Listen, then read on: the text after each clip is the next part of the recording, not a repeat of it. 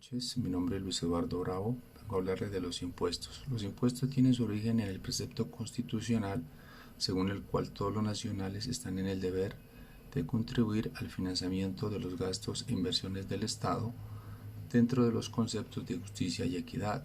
Artículo 95, numeral 9 de la Constitución Política de Colombia. Como el sistema tributario colombiano se ajusta al principio constitucional de igualdad, la facultad impositiva radica en el órgano legislativo del poder público. Así lo expresan los numerales 11 y 12 del artículo 150 de la Carta Constitucional, que enuncia la responsabilidad del Congreso de establecer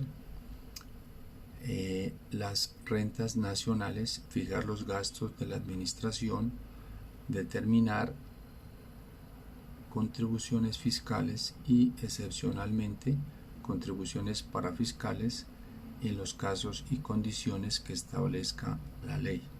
El artículo 338 de la Constitución Nacional señala en tiempos de paz solamente el Congreso, las asambleas departamentales y los consejos distritales y municipales podrán imponer contribuciones fiscales y parafiscales. Solo en casos de excepción, como el referido en el artículo 215 de la Carta, es decir, cuando sobrevengan estados que perturben o amenacen perturbar en forma grave e inminente el orden económico, social y ecológico del país, o que constituyan grave calamidad pública, podrá el presidente, con la firma de todos los ministros, dictar decretos con fuerza de ley destinados exclusivamente a conjurar la crisis y a impedir la extensión de sus efectos.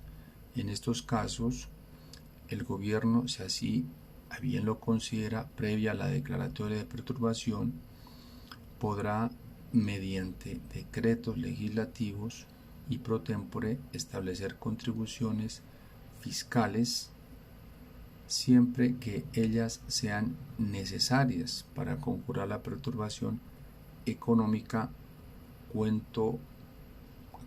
Las medidas dejarán de regir al término de la siguiente vigencia fiscal, salvo que el Congreso durante el año siguiente le otorgue carácter permanente. La iniciativa para la expedición de normas en materia fiscal no es absoluta e ilimitada a favor del Congreso de la República, porque las leyes referidas a exenciones de impuestos, contribuciones y tasas nacionales solo se pueden decretar por iniciativa del Ejecutivo, es decir, para la creación de impuestos, tasas y contribuciones. La iniciativa puede provenir del Congreso o del Gobierno, pero para decretar excepciones sobre las mismas, la iniciativa legislativa es exclusiva del Gobierno nacional. Cabe notar que la facultad que tienen los municipios, en cabeza de sus alcaldes, de presentar proyectos de acuerdo y el de los gobernadores de presentar proyectos de ordenanzas para ser aprobados por el Consejo Municipal y las asambleas departamentales, son inconstitucionales si en dicho acto se tiene por objeto crear o modificar un impuesto del orden nacional, sin ninguna ley que los faculte para ello.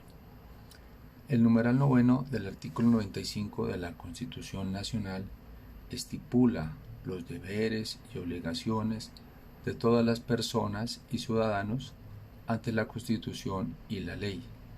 Concretamente, contribuir al funcionamiento de los gastos e inversión del Estado dentro de los conceptos de justicia y equidad, es decir, como fuente de la obligación tributaria, y por ende, cuando una persona natural o jurídica presenta una declaración tributaria, está simplemente cumpliendo con lo preceptuado por la Constitución Política de Colombia.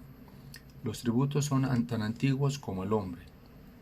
Su origen se remonta a los albores de la humanidad y su aparición obedece a la religión y a la guerra y el pillaje. El aspecto religioso es al parecer el más remoto de los orígenes de los tributos. Sus motivaciones no son otras que la necesidad del hombre paleolítico de atenuar sus temores, calmar a los dioses o manifestarle su agradecimiento mediante ofrendas en especie y sacrificios de seres humanos o animales. En las diferentes organizaciones sociales de la antigüedad surgen la clase sacerdotal y cada uno de sus miembros no trabaja como el resto del grupo. Vivía de las ofrendas que el pueblo hacía a sus divinidades.